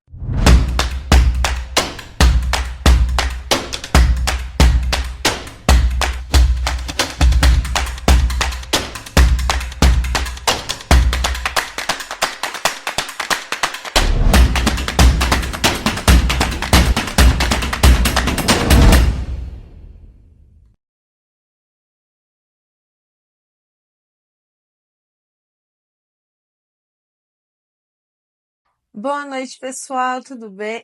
4 segundos, esqueci. Tá. Boa noite, pessoal, tudo bem? Sejam bem-vindos. Mais uma vez eu estou aqui com vocês para a gente trabalhar a disciplina de Química na noite de Ciências da Natureza. Que prazer estar aqui mais uma vez. E lembrando, né, nossa última aula do primeiro semestre. Calma, tem outro semestre inteiro ainda pela frente, mas o descanso vem aí, né? Pegue o seu material e vamos começar com as nossas questões. Lembrando, né, que pode ser que a ordem não esteja parecida com a sua, mas fique tranquilo, elas são fáceis de encontrar e qualquer dúvida que vocês tiverem pode encaminhar para a gente, ok? Hoje nós vamos trabalhar então com o conteúdo de raio atômico na disciplina de Química, também as ligações e a geometria molecular. São esses 3 tópicos que vão fechar aí o nosso estudo do primeiro semestre, ok? Então, primeira questão selecionada para vocês é essa daqui, que vai justamente trabalhar o raio, né? E algumas propriedades também dos compostos. O que a questão ela nos traz? Ela fala assim, ó, o cádmio presente nas baterias pode chegar ao solo quando esses materiais são descartados de maneira irregular no meio ambiente ou quando são incineradas, né? Quando são queimadas. Diferente da forma metálica, que é quando o elemento ele não perdeu, né? Quando ele está ali sem perder elétrons, sem ganhar elétrons, os íons, no caso o cádmio, o íon cádmio 2+, eles são extremamente perigosos para o nosso organismo. Por quê? Porque eles podem substituir os íons cálcio. E onde nós temos os né? O cálcio no nosso organismo. Nós temos ele na composição óssea, na composição dos dentes, né? Então o nosso organismo ele pode sintetizar esse cádmio iônico e trocar ele de lugar com o cálcio. Então, olha só, né? Os danos que isso pode acontecer. Ocasionando uma doença degenerativa nos ossos, tornando muito perigoso e causando dores intensas nas articulações. Podem ainda inibir as enzimas ativadas pelo cátion zinco 2+, né? Então, você tem ali 2 cátions que são importantes para o nosso organismo, para algumas sínteses que o nosso organismo ele desempenha. E, nesse caso, o cádmio ele pode vir como um substituinte, ou ele pode inibir ainda a ação, né? Que são extremamente importantes para o funcionamento dos rins, olha só. A figura mostra a variação do raio de alguns metais e de seus respectivos cátions. Lembrando que, quando eu estou falando de cátion, certo? Eu estou falando daquele elemento que perdeu elétrons, né? Quando você perde carga negativa, aquele elemento ele vai ficando cada vez mais positivo, certo? E ele está perdendo elétrons. Então, quando a gente olha aqui, ó, o raio do átomo neutro, que é sem nenhuma carga, olha o tamanho, né? Tem ali a escala em PM, você tem ali a numeração, qual é mais ou menos esse raio. Quando esses elementos, que são todos metais, eles perdem esses elétrons e formam seus respectivos cátions, nós temos ali uma diminuição do raio. Por que isso acontece? Por que o raio ele é reduzido? Porque eu estou perdendo elétrons. Então, a camada de valência, né, ela passa a ser outra, porque os elétrons que estavam orbitando na anterior, né, na camada de valência antes da saída dos elétrons, ela vai deixar de existir, ela não vai conter mais elétrons. Então, vai ter uma diminuição do raio. E olha só, repare também que quando ele colocou o íon do cádmio, ele colocou o íon do cálcio e o íon do átomo de zinco, olha só a carga, né? Todos eles perderam exatos 2 elétrons, né? Então, a configuração eletrônica ficou muito parecida. Mas vamos ver o que a questão ela nos pede. Com base no texto, a toxicidade do cádmio em sua forma iônica, ou seja, quando ele perdeu os 2 elétrons, é consequência desse elemento, né? E é consequência desse elemento Por quê? Por que que ele vai fazer? Por que que ele é tóxico? Porque a sua forma iônica, ela é tóxica. Por que que essa consequência? Por que que essas consequências acontecem no nosso organismo? Então, qual propriedade explica? Aí na letra A ele fala assim, ó, apresenta baixa energia de ionização, o que favorece a formação do íon e facilita sua ligação a outros compostos. Essa afirmativa, ela fala que a energia de ionização, que é a energia que é gasta para a retirada do elétron, ela é uma energia baixa para aquele elemento. Essa afirmativa, né, essa relação, ela é uma afirmativa correta. Ele tem baixa energia de ionização, mas não é essa baixa energia de ionização, porque os outros dois, tanto o zinco quanto o cálcio, também apresentam baixa energia de ionização, que vai explicar a toxicidade, né? Então, nós já podemos eliminar aqui a letra A, porque essa afirmativa não vai me ajudar a responder a questão. Na B, ele fala assim, ó, possuir tendência de atuar em processos biológicos, mediados por cátions metálicos, com cargas que variam de 1 mais a 3 mais. Mas quando a gente olha no texto, qual é a variação da carga, né? O átomo, ele perdeu elétron, mas ele perdeu 2 elétrons. Ele fica cádmio 2 mais, cálcio 2 mais, zinco 2 mais. Então, não varia de 1 a 3, é 2, ok? Então, também já eliminamos a letra B. Possuir, né, raio e carga relativamente próximos aos íons metálicos, que atuam nos relativamente próximos aos íons metálicos que atuam nos processos biológicos, causando interferência nesse processo. Então, ele está falando que os raios desses elementos, quando eles perdem o elétron e formam o cátion, esses raios também do cátion, eles são próximos, eles são relativamente parecidos. E isso vai, né, é isso que vai causar ali a interferência do cádmio nos outros elementos. Bom, vamos guardar essa daqui. Por quê? Porque eu também tenho aqui, ó, apresentar raio iônico grande.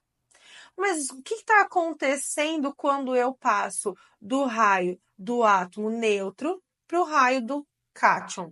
Você vê uma diminuição, certo? Porque o raio ele não é maior, né? O raio iônico ele não é maior no caso do cátion.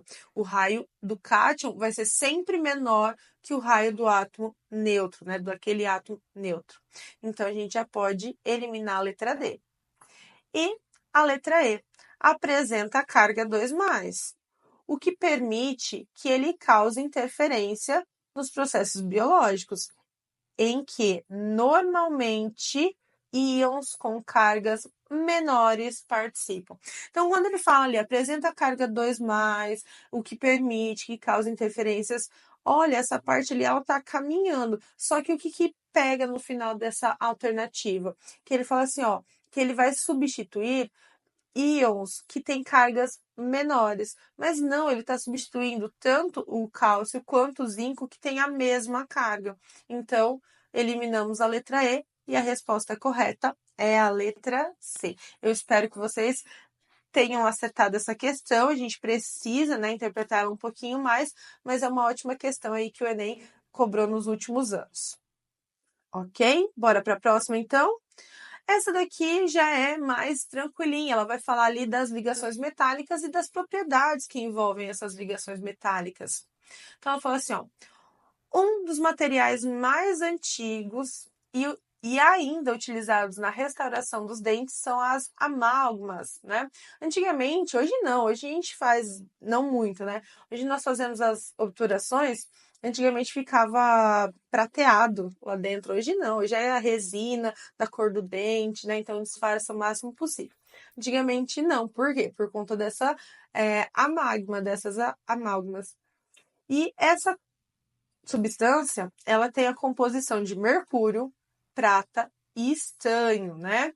como apresentado na equação química a seguir. Então, ele vai mostrar para você como que essas substâncias elas são formadas, quais são as combinações. Então, tudo que eu tenho antes da seta, que é a prata mais o estanho mais o mercúrio, elas estão separadinhas, certo? Então, são os meus reagentes, é aquilo que eu vou misturar para a reação acontecer, para eu formar o produto que vai dar origem às amálgamas, ok?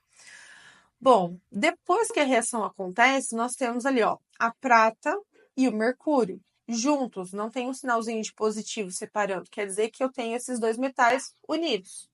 Mas o estanho e também o mercúrio unidos novamente. Então eu formei duas substâncias e essas duas substâncias apresentam a prata e o mercúrio misturados juntos, formando algo único. E eu tenho outro que é o estanho, também combinado ao mercúrio, formando uma substância ali única. Então, ele pede assim, ó, os materiais formados pelos elementos citados são caracterizados como? Então, como que eu vou caracterizar? O que explica essa combinação desses elementos, né? Como eles são formados? Então, eles são formados porque eles são precipitados. Opa! Já adiantei a resposta. Porque eles são precipitados. O que é ser precipitado? Quer dizer que quando eu coloquei a solução para acontecer, algo se depositou no fundo. Isso é precipitar, né? Deixar algo depositar no fundo. Mas isso não explica como que eles se combinaram, né? Isso explica se um é mais denso que o outro. Então, nós já podemos eliminar. Ligas metálicas.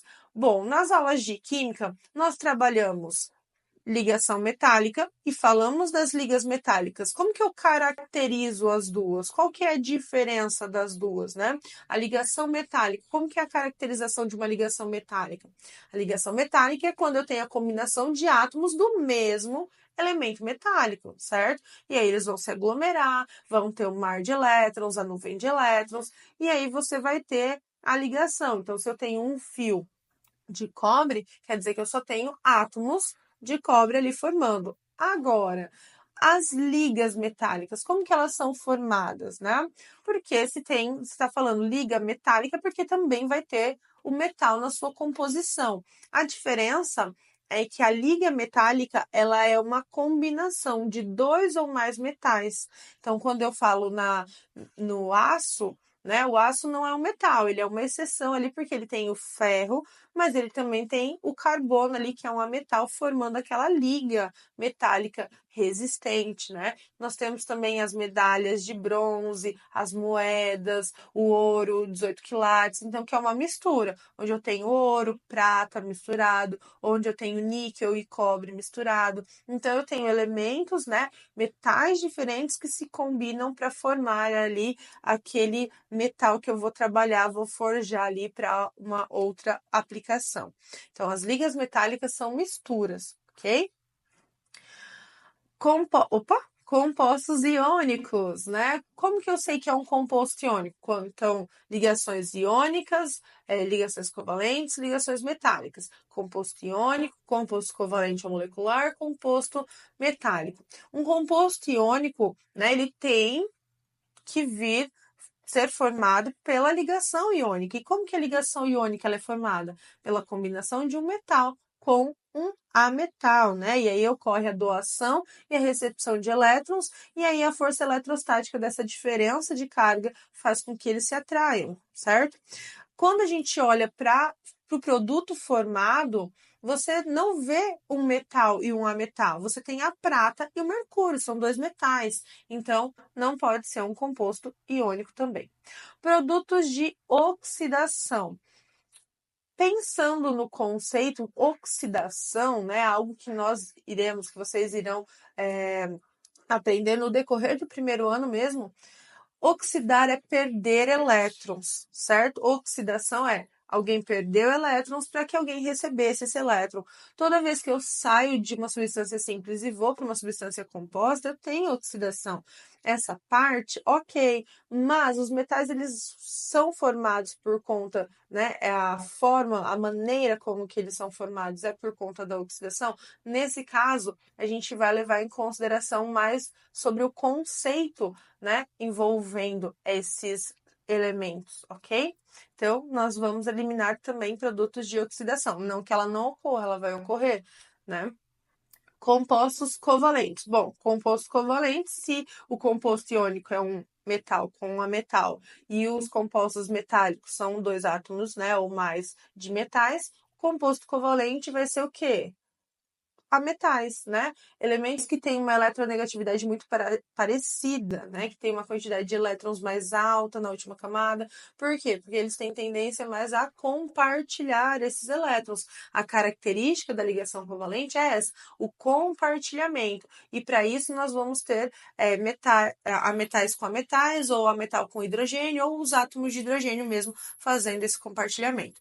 Então, na verdade, aqui nós temos o quê? Nós temos dois metais diferentes, né? O mercúrio, que em condições ambientes ele já é líquido, e a prata, que é um sólido, mas que eles reagem entre si formando ligas metálicas, né? Então, mistura de dois ou mais metais, eu tenho, no caso, a formação da liga metálica. Bem tranquilinha essa, mas olha só que legal. A gente já conseguiu rever vários conceitos ali trabalhados nesse último bimestre, né? Envolvendo as ligações químicas, envolvendo ali um pouquinho da questão iônica e já pensando em conceitos que serão abordados ainda no decorrer do ano. Próxima questão também vai trabalhar ali compostos metálicos. E essa questão ela é uma questão bem tranquila. Ela vai trabalhar com algo que todo mundo já se deparou, já usou um dia, né? Que é a palha de aço. Então, como que é uma palha de aço, né? Se a gente olhar ali, é um emaranhado de fiozinhos ali de aço, certo? Então, ela fala assim, ó, a palha de aço é um material de baixo custo e de vida útil pequena, utilizada para lavar louças, é um emaranhado de fios leves e finos. Emaranhado de fios leves e finos, informação importantíssima, que serve para a remoção por atrito dos resíduos aos objetos, certo? A propriedade do aço que justifica o aspecto físico. Qual é o aspecto? Qual é a forma física da palha de aço? Fios extremamente finos e, consequentemente, eles são leves, ok? Descrito no texto é A. Então, quando a gente fala de ligações metálicas, das características dos metais, aqui nós temos algumas delas. Então, por exemplo, o metal, ele é dúctil? O que é ser dúctil? É ter propriedade de formar fios. E fios de diâmetros maiores até fios com diâmetros e espessuras menores. Os metais, eles são maleáveis. O que é ser maleável? Quer dizer que eu consigo trabalhar com ele, eu consigo formar chapas mais finas, consigo formar chapas mais grossas com os metais, mas eu consigo trabalhar com ele, certo? Densidade baixa. Bom, quando a gente pensa em densidade baixa, aí nós temos que pensar um pouquinho, ó. Os metais, normalmente, quando a gente joga num copo com água, eles têm uma baixa densidade. O que é ter essa baixa densidade, né? A gente fala assim, olha, o que é menos denso fica normalmente na parte superior. O que é mais denso, normalmente, afunda. Se a gente olhar para a questão, né, para o metal ele tem uma quantidade de matéria muito grande no volume que ele ocupa. Então, ele tem um volume muito pequeno em relação à quantidade de matéria que eu tenho ali. Então, os metais, eles têm uma alta, né, densidade. Opa! Eles são ótimos condutores elétricos e ótimos condutores térmicos, né? Nós podemos ali, questões do dia a dia. Para você carregar o seu celular, o que você usa? O carregador, certo? E o carregador está na tomada. E como que essa energia chega na nossa casa? Vem pelos fios, né, de alta tensão. E aqueles fios e tanto o cabo do seu celular, o que eles têm no meio ali que vai conduzir aquela eletricidade? O metal, né? E em volta você tem uma parte ali de plástico ou de borracha que vai isolar, porque é formado por metais. Mas os metais, eles são ótimos condutores elétricos e condutores térmicos, porque se a gente parar para pensar, o que nós usamos para cozinhar? Hoje vem se trabalhando com outros materiais, mas que vai direto ao fogo é a panela, né? Panela de ferro, panela de alumínio, panela de aço, de inox. Então, são ótimos condutores térmicos também. Mas ele quer saber a propriedade da palha de aço, que é essa leveza, que são os fiozinhos pequenos, que dá a ele uma vida útil menor, porque ele oxida bem mais rápido, né? Expõe muito mais o metal que contém na palha de aço. Então, a propriedade que explica isso é a ductibilidade, porque eu consigo formar fios extremamente finos, ok? Essa é bem tranquila, né, gente? Como o Enem gosta de usar coisas do nosso cotidiano para trabalhar ali os conceitos. Então, bora para o próximo. Essa daqui, ela já vai envolver um pouquinho mais, né?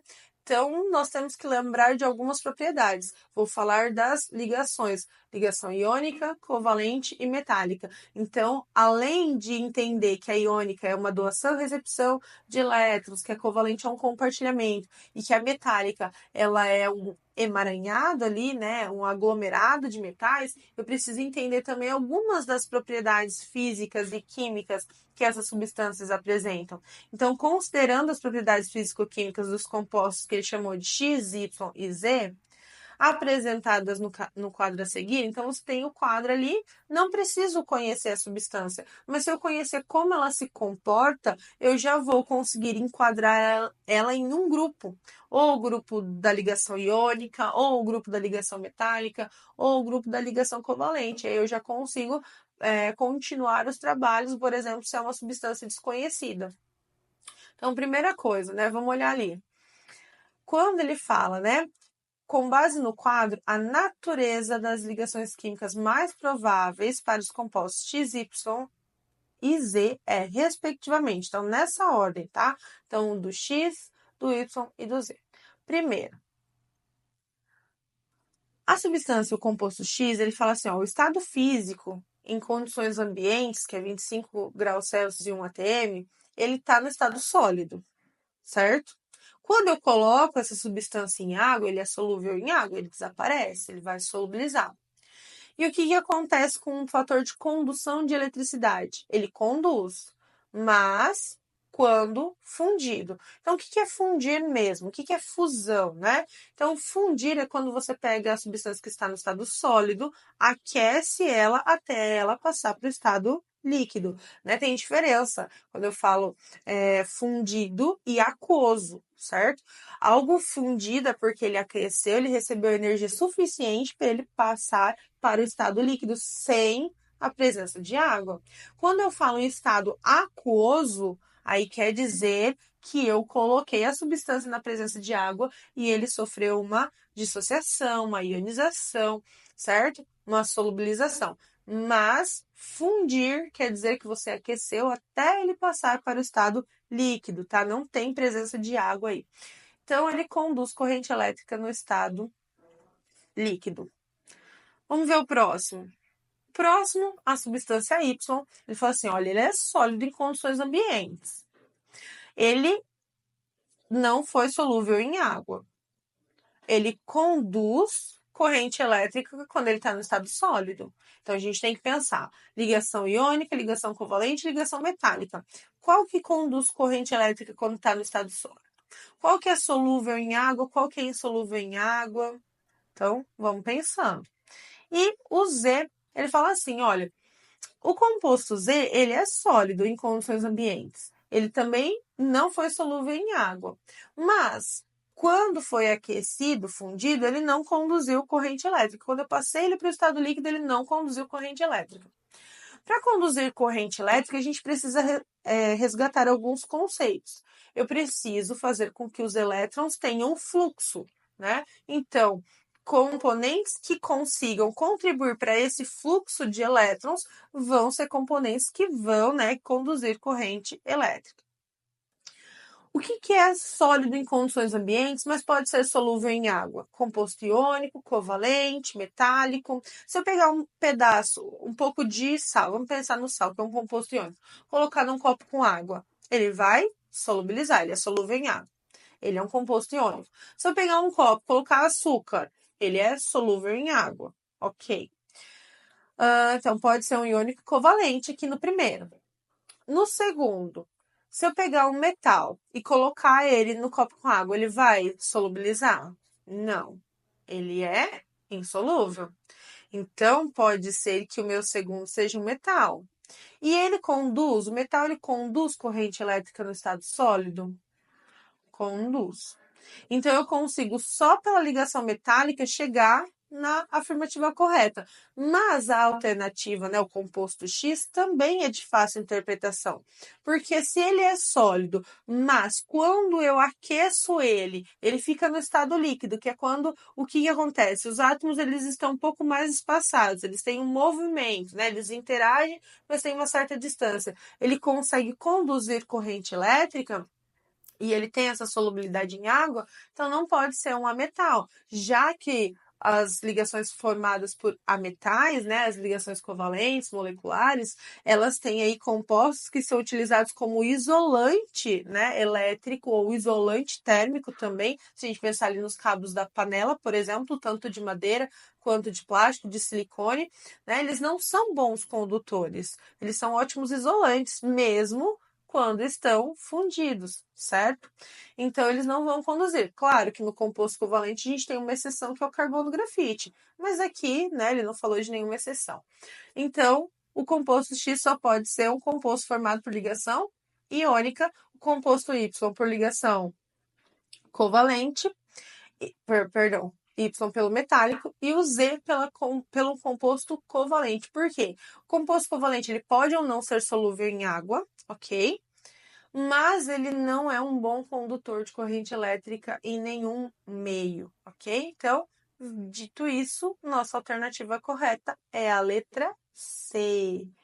Resgatamos mais alguns conceitos e bora para nossa última questão, tá? Essa última questão ela vai envolver ali conceitos da geometria molecular. Então, geometria molecular, ela é formada quando eu tenho moléculas compostos de ligação, né? Composto formado por uma ligação covalente de compartilhamento. Então, aqui, ó, resíduos de alimentos podem ser transformados em fontes de energia por meio da fermentação anaeróbica em biodigestores. Nesse processo, ocorre a formação de uma mistura de gases rica no metano, ok? Ali a formulazinha molecular do metano, que eu tenho carbono e hidrogênio. Carbono a metal, hidrogênio, ligação covalente. Que contém também vapor de água, H2O, hidrogênio mais oxigênio, ligação covalente. A amônia, NH3, nitrogênio mais hidrogênio, covalente. Sulfeto de hidrogênio, ou ácido sulfídrico, né? Hidrogênio mais enxofre, que é um ametal. Dióxido de carbono, CO2, então eu tenho carbono, que é um ametal, e o oxigênio, que é também um ametal. Dentre essas 5 substâncias, essas 5 moléculas que o exercício apresentou, falando do processo do biodigestor, qual delas, né? Qual dessas moléculas vai apresentar um ângulo de ligação, então vai formar uma molécula cujo ângulo é de 180 graus. 180 graus quer dizer que eles vão estar, né? A densidade eletrônica, a nuvem eletrônica, ela vai estar o mais distante possível para minimizar a repulsão, né? Por que a gente precisa estudar a geometria? Porque a geometria ela vai me dar algumas propriedades, ela vai me fornecer algumas propriedades sobre as substâncias, como polaridade. Por que água e óleo não se misturam? Porque eu tenho uma substância polar, eu tenho uma substância apolar. E semelhante dissolve semelhante. Se elas são diferentes, elas não vão interagir, certo? Então, a geometria, ela me auxilia a identificar. A geometria também, ela nos ajuda a entender como que as moléculas elas são formadas, já que eu tenho uma densidade de elétrons muito grande, se aglomerando ali para formar a molécula, se combinando por meio do compartilhamento, mas em nenhum momento essas moléculas, essas cargas negativas das ligações, faz com que a molécula se desintegre. Como que eu consigo montar, né, colocar esses átomos sem que haja uma repulsão que os tire dali, né? Então, a geometria ela nos ajuda a entender esses conceitos. Pensando nisso aqui, né, nós temos a geometria do metano. Metano, então, carbono e hidrogênio. Quando eu vou montar uma estrutura molecular, eu sempre vou colocar no centro quem está em menor quantidade e ou faz o maior número de ligações. Nesse caso, o carbono era só 1 para 4 átomos de hidrogênio e o carbono precisa fazer 4 ligações, já cada átomo de hidrogênio só faz uma. Quando a gente vai encaixando ali, formando as ligações, essa molécula ela tem ali uma geometria que a gente chama de geometria tetraédrica, né? Cujo ângulo ali de distância de uma ligação para outra é de 109,5 graus. Então, não é essa que nós estamos procurando. Eu quero uma de 180, né? Eu quero uma de cada lado. Depois, nós temos a molécula da água. A molécula da água, então, ela é representada como? Muita gente acha que a molécula da água é linear, porque eu tenho dois elementos, então eu vou colocar um hidrogênio, oxigênio e hidrogênio na outra extremidade. Mas, na verdade, eu tenho que levar em consideração o quê? Que o elemento oxigênio, o átomo de oxigênio, ele tem dois pares de elétrons, que estão representados aqui com essa, como se fosse uma bexiguinha azul, que vão ocupar um volume. Esses elétrons são negativos, eles vão criar uma zona de repulsão. Então, o que eu tenho que fazer? Eu tenho que respeitar aquele espaço daqueles elétrons também. Então, na hora de encaixar, dos átomos se ligarem ali, eles vão se ligar respeitando a repulsão, a densidade ali dos elétrons que não vão estar ligados a ninguém do átomo central, no caso do átomo de oxigênio. Então, a geometria que é formada aqui é uma geometria angular, né? Ela forma um ângulo. Quando a gente pensa na geometria, a geometria, ela vem, a estrutura geométrica, ela justamente vai levar em consideração só aonde as ligações estão acontecendo. Quando você pensa num prédio que está sendo construído, primeiro eles fazem a fundação e a estrutura, certo? Para dar suporte. A ligação química, ela vem para dar esse suporte nessa estrutura, estruturar a molécula, ok? E por a última aqui desse slide é a molécula da amônia, né? Então, a amônia é NH3, novamente, olha só, ela não vai ser, né? A gente nem cogita ela ser linear, por quê? Porque ela tem 3 elementos ligados ao átomo central. Então, você tem lá o nitrogênio e 3 átomos de hidrogênio, formando ali a configuração que a gente chama de piramidal, né? É um tetraedro rebaixadinho, forma uma pirâmide, e a angulação ali que distancia uma ligação da outra é de 107 graus. O ácido sulfídrico, né, bem parecido com a água, na verdade, ou o sulfeto de hidrogênio, ele possui também 2 átomos de hidrogênio, ele possui o átomo de enxofre, que é da mesma família do oxigênio, então a geometria é a mesma, né? A gente pode tentar representar linearmente, mas eu tenho que lembrar que eu tenho aqueles 2 parezinhos que ficam ali, que tem o lugarzinho, o espaço dele, então, na verdade, ele vai formar, né? Ele vai fazer com que aquelas 2 ligações elas se deslocalizem ali, formando um ângulo. E a nossa última opção é o dióxido de carbono, CO2. Eu tenho 3 elementos também, assim como a água, assim como o ácido sulfídrico ou sulfeto de hidrogênio. Mas qual que é a principal diferença? É que no átomo central, que é o carbono nesse caso, eu não tenho nenhum par de elétrons sobrando. Então, se eu não tenho pares de elétrons no átomo central, eu não tenho uma repulsão acontecendo. Consequentemente, eu vou conseguir encaixar os átomos de oxigênio nas laterais e vou causar o quê? O máximo de distância, que é exatamente os 180 graus ali que o exercício pede. Então, das 5 substâncias, a molécula que tem, né, apresenta um ângulo de ligação de 180 graus é a molécula do dióxido de carbono. E com essa questão, pessoal, eu encerro o nosso Chave do Enem de Química do primeiro semestre. Calma aí, é só um descanso, uma pausa, todo mundo aí recompor as energias, porque no segundo semestre tem mais. Um abraço, boas férias e tchau, tchau, até mais.